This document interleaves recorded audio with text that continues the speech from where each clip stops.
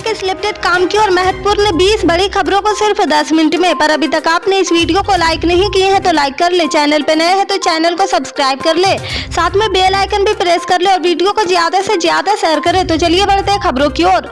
केंद्रीय गृह राज्य मंत्री अजय मिश्रा टेनी के बेटे आशीष मिश्रा की आज सुप्रीम कोर्ट ने जमानत को रद्द कर दिया है। इसके साथ ही एक हफ्ते के भीतर उन्हें सरेंडर करने का भी आदेश दिया है। सुप्रीम कोर्ट के इस आदेश पर मुरादाबाद से समाजवादी पार्टी के सांसद एसटी हसन का बयान सामने आया है। उन्होंने सुप्रीम कोर्ट के फैसले का स्वागत किया है और कहा कि मंत्री हो या मंत्री का बेटा, कानून सबके लिए बराबर है। सुप्रीम कोर्ट ने अपने आदेश में आशीष को एक हफ्ते में सरेंडर करने को कहा है, जिसे लेकर विपक्ष के नेताओं के लगातार बयान भी सामने आ रहे हैं। सपा सांसद डॉक्टर एसटी हसन ने भी कोर्ट के फैसले का स्वागत किया और कहा कि मंत्री हो या मंत्री का बेटा, कानून सबके लिए बराबर है। सुप्रीम कोर्ट ने इस बात पर मुहर लगा दी है कि यह देश कानून से चलेगा, न कि सरकार ताकत से चलेगी। इसके साथ ही सपा संसद ने यात्राओं पर हो रहे हमलों पर भी जवाब दिया है। एसटी हसन ने कहा कि देश का माहौल खराब करने की साजिश की जा रही, इस तरह के हमले नहीं होने चाहिए।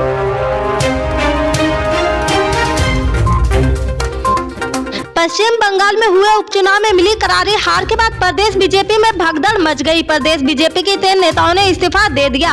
मुर्शिदाबाद से विधायक गौरी शंकर घोष ने बीजेपी प्रदेश इकाई के महासचिव पद से और राज्य कार्य समिति के सदस्य बानी गंगुली और दीपांकर चौधरी के इस्तीफे के बाद हलचल तेज हो गई है। बीजेपी से इस्तीफा देने वाले तीनों नेताओं ने आरोप लगाया कि राजनीतिक मुद्दों पर पार्टी द्वारा नीतिगत फैसले लेते समय उनकी अनदेखी की गई है। यह घटनाक्रम में प्रदेश में 2 उपचुनाव में सत्तारूढ़ तृणमूल कांग्रेस की जीत के एक दिन बाद सामने आया है। आसनसोल लोकसभा सीट पर शत्रुघ्न सिन्हा ने बीजेपी की अग्निमित्रा पाल को भारी मतों से हराया। वहीं बाबुल सुप्रियो ने बालीगंज में माकपा सायरा शाह हलीम को शिकस्त दी है। गौरी शंकर घोष ने अपने इस्तीफे में कहा कि बीजेपी की प्रदेश और जिला समितियों संगठनात्मक कमजोरियों को दूर करने में विफल रही है, जो हाल के सभी चुनाव में हमारे खराब प्रदर्शन के मुख्य वजह थे। प्रदेश बीजेपी के 3 नेताओं के इस्तीफे पर बीजेपी के राष्ट्रीय महासचिव अनुपम हाजरा ने रविवार को कहा कि पार्टी के पश्चिम बंगाल नेतृत्व को प्रदेश समिति के 3 सदस्यों के इस्तीफे के पीछे की वजह विश्लेषण और आत्मनिरीक्षण करना चाहिए। उन्होंने यह भी कहा कि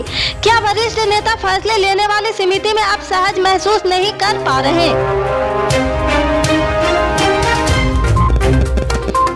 पंजाब के आम आदमी पार्टी सरकार को लेकर बीजेपी नेता मनोरंजन कालिया ने हमला बोला है। बीजेपी नेता ने पंजाब सरकार पर फ्री बिजली देने के नाम पर पंजाब की जनता पर धोखाधड़ी करने का आरोप लगाया। मनोरंजन कालिया ने कहा कि अरविंद केजरीवाल अपने चुनावी वादों से मुकर रहे हैं, क्योंकि चुनाव के समय दिल्ली के मुख्यमंत्री अरविंद केजरीवाल ने वादा किया था कि उन्हीं यूनिट्स पर टैरिफ लगेगा जिनकी खपत 300 से ज्यादा और फ्री होगी। हालांकि अब उनका चुनावी वादा बिल्कुल अलग जा रहा। पंजाब बीजेपी महासचिव डॉक्टर सुभाष शर्मा ने एक बयान में कहा कि पंजाब सरकार की यह घोषणा बयानबाजी पर अधिक और डिलीवरी पर कम है। पंजाब में लगभग 27 लाख उपभोक्ताओं को पहले से ही 200 यूनिट मुफ्त बिजली का लाभ मिल रहा और आपने 100 यूनिट जोड़ दी है, वो भी कई शर्तों के साथ, जो बहुत से लोग पूरा नहीं कर पाएंगे। दिल्ली के जहांगीरपुर हिंसा और लखीमपुर खीरी मामले को लेकर आम आदमी पार्टी ने बीजेपी सरकार पर तंज कसा है। दिल्ली के ग्रेटर क्लास से आम आदमी पार्टी विधायक सौरभ भारद्वाज ने कहा कि राजधानी में पॉलिटिकल पुलिसिंग है। बीजेपी प्रवक्ता और दिल्ली पुलिस की स्क्रिप्ट एक जैसी होती है। बीजेपी ने ये दंगे एक राज्य में नहीं कराए। कुछ दिन पहले उन्होंने गुजरात, महाराष्ट्र, मध्य प्रदेश और कर्नाटक में दंगे कराए हैं। बीजेपी का समर्थन जनता की दंगे कराने की विशेषज्ञता उनके पास है। आरोपी अंसार के आपकी टोपी और विधायक के साथ वायरल तस्वीर पर सौरभ भारद्वाज ने कहा कि दिल्ली में हमें 52% वोट मिले। हर दूसरा आम आदमी पार्टी को समर्थन देता है। आदेश गुप्ता की मेरे साथ भी फोटो है। अब अगर उन्होंने दिल्ली जल बोर्ड ऑफिस पर हमला कराया तो क्या वह मैंने कराया है? सब काम बीजेपी की स्क्रिप्ट पर होता है। देश में इन दिनों लाउड स्पीकर से अजान को लेकर विवाद तेज हो रहा। जगह जगह हनुमान चालीसा लाउड स्पीकर पर बजाने की मुहिम चल गई है। इस विवाद पर बिहार के मुख्यमंत्री नीतीश कुमार ने भी अपनी प्रतिक्रिया दी है। सीएम नीतीश कुमार ने कहा कि जो भी लोग ऐसी चीजों को लेकर विवाद खड़ा कर रहे हैं, उन्हें धर्म और पूजा से कोई मतलब नहीं है। नीतीश ने आगे कहा कि विभिन्न धर्मों का पूजा पाठ करने का अपना अपना तरीका होता है और इसको लेकर आपस में विवाद करना ठीक नहीं है। उन्होंने कहा कि देश में लोगों को अपने धर्म और मजहब का पालन करना चाहिए। और इसके लिए किसी ने उन्हें रोका नहीं है। इसी मुद्दे पर नीतीश कुमार ने इशारों में आरजेडी पर भी हमला बोला है और कहा कि उनके सत्ता में आने से पहले बिहार में सांप्रदायिक तनाव का माहौल रहता था, मगर जब से एनडीए शासन में आई है सांप्रदायिक तनाव की घटना में कमी आई है। नीतीश ने कहा कि बिहार में जब भी कोई धार्मिक कार्यक्रम होता है तो प्रशासन इस बात को लेकर अलर्ट मोड पर रहता है कि कहीं भी किसी प्रकार के सांप्रदायिक विवाद ना खड़ा हो।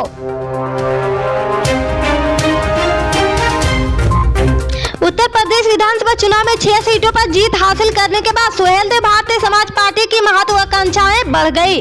पार्टी के प्रमुख ओम प्रकाश राजभर ने सोमवार को ऐलान किया कि पार्टी पूरे उत्तर प्रदेश में संगठन का विस्तार करेगी। उन्होंने कहा कि अति दलित और अति पिछड़ा समुदाय की 38% आबादी को लेकर लड़ाई लड़ी जाएगी। राजभर ने यह भी दावा किया कि 2024 में सुभाषपा की निर्णायक भूमिका और भागीदारी होगी। 2022 विधानसभा चुनाव नतीजों की समीक्षा के लिए बुलाई गई बैठक में सुभाषपा ने प्रेमचंद्र कैसव को पार्टी का नया प्रदेश अध्यक्ष चुना है।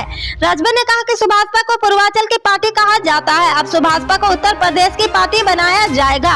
इसके लिए यूपी को 4 भागों में बांटा गया, पूर्वांचल, मध्यांचल और पश्चिमांचल और बुंदेलखंड है। अब हमारे अलग अलग संगठन होंगे। सभी पार्टियां पिछड़ा वर्ग मोर्चा बनाती है, हम भी उसके साथ ही अति पिछड़ा और अति दलित मोर्चा बनाकर चारों क्षेत्रों में पार्टी का संगठन खड़ा करेंगे। आज उनके पदाधिकारियों की घोषणा हुई है।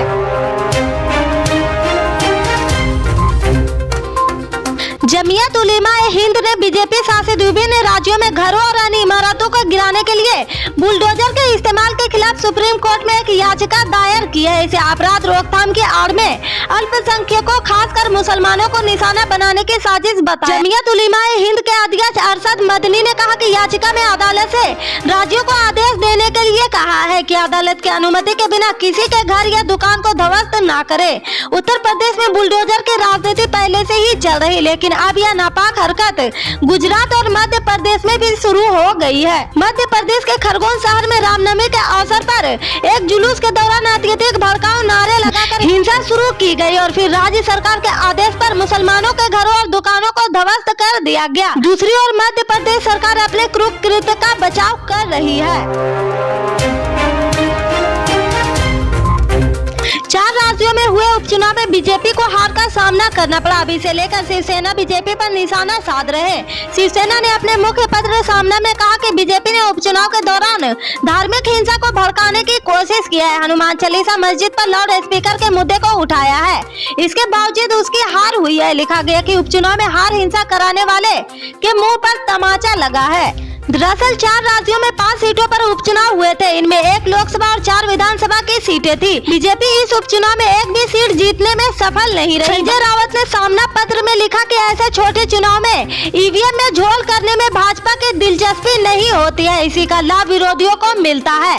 फिर भी पूरी दृढ़ता के साथ और एकजुट होकर चुनाव लड़े तो भाजपा को पराजित किया जा सकता है। ये 4 राज्यों के उपचुनाव ने दिखा दिया। सांप्रदायिक हिंसा पर चिंता व्यक्त करते हुए 13 दलों द्वारा एक संयुक्त बयान जारी किया गया था। भाजपा की राजनीतिक हार उसी के बिच्छू के जहर की काट। कोल्हापुर और पश्चिम बंगाल ने ये दिखा दिया है। इससे आगे की अपडेट्स को जानने के लिए जुड़े रहे हमारे राइट न्यूज के साथ। मिलते हैं फिर बड़ी खबर में, तब तक के लिए जय हिंद।